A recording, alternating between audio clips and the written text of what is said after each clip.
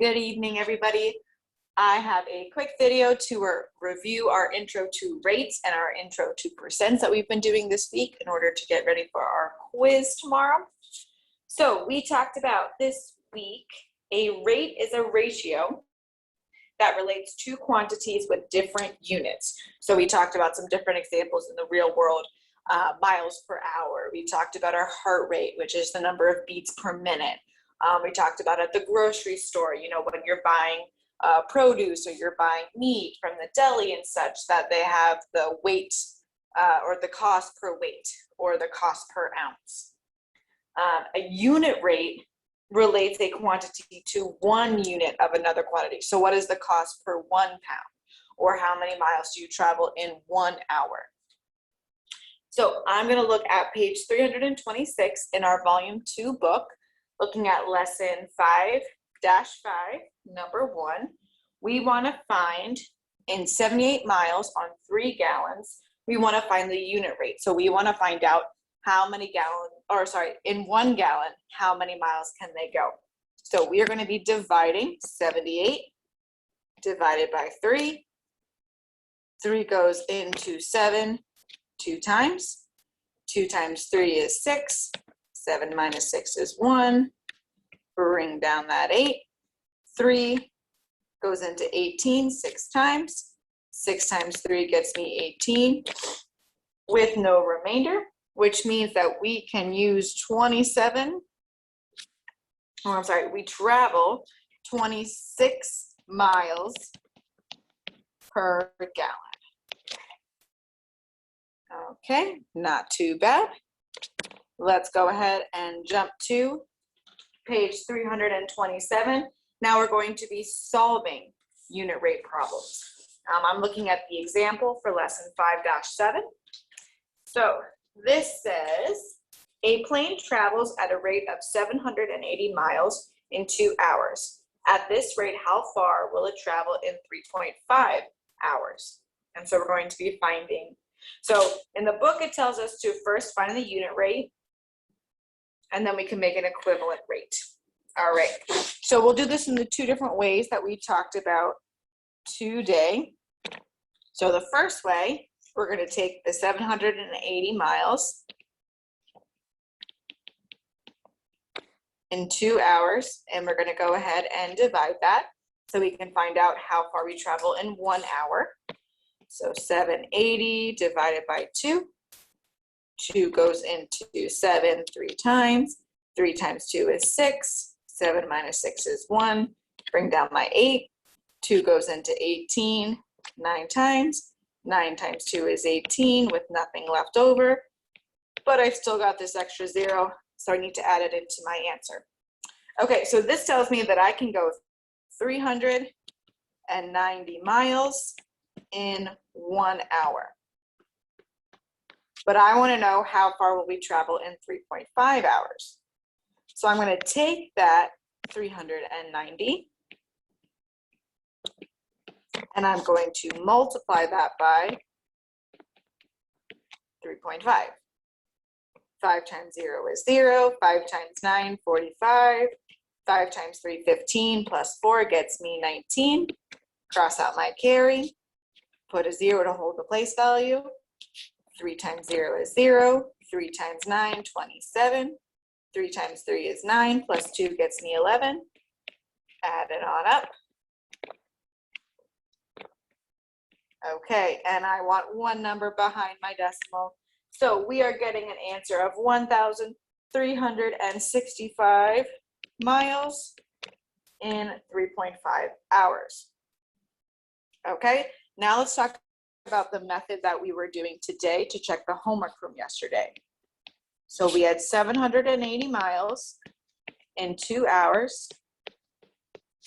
Okay, still starting off the same way. We're setting that equal to, we're trying to find in 3.5 hours how far we're going to travel. This time, we're going to multiply on the diagonal. So multiply out 780 times 3.5. And then once we get that product, we'll divide it by 2. All right, so 5 times 0 is 0, 5 times 8, 40, 7 times 5, 35, plus 4 more gets me 39. Cross out that carry, put a 0 to hold the place value. 3 times 0 is 0, 3 times 8 is 24, 3 times 7, 21, plus 2 is 23. Add it on up. Okay, and again, I want one number behind my decimal. Okay, so like I said, we've multiplied 780 times 3.5. Now we're going to divide 2,730 by 3, or excuse me, by 2 for the 2 hours. And hopefully I should get my same answer, 1,365. So 2 goes into 2 one time. 1 times 2 is 2. Subtract, I'm left with nothing. Bring down my 7. 2 goes into 7 3 times. 3 times 2 is 6. 7 minus 6 gets me 1. Bring down my 3. 2 goes into 13 6 times. 6 times 2 is 12. 13 minus 12 is 1. Bring down that 0. And 2 goes into 10 5 times. 5 times 2 is 10, and I am left with nothing. Good news, I did get the same answer, 1,365. So again, either method works. Whichever you're more comfortable with is all good. All right. Next, we talked about percent, so we're going to jump to page 378. We're looking at lesson 6-1, understand percent, and we're going to take a look at number 3. So we're going to write this ratio, 14 losses in 50 games, as a percent. Okay, easy enough. 14 losses out of 50 total games. Okay, so we talked about our definition of percent means per 100.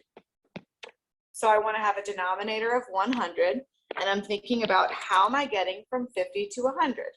Well, I'm multiplying by 2. Whatever I do on the bottom, I do to the top, and 14 times 2 gets me 28. So 14 over 50 is going to be 28%.